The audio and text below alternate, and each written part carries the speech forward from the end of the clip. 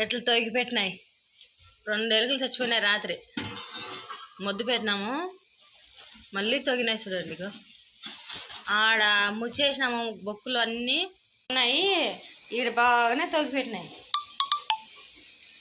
చూడండి. ఇక ఎంతమంది తొగేసినాయి చూడండి. ఇది చూడండి, ఉండేదే చిన్న ఇల్లు, దాంట్లోనే ఎంత తొగి పెట్టినాయి. ఇగో చూడండి ఎట్లా తగినాయి,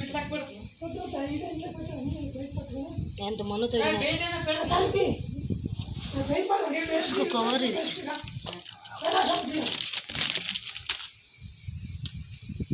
చూడండి ఎట్లా తగ్గిపోయినాయి. చూడండి మా పరిస్థితి అదే.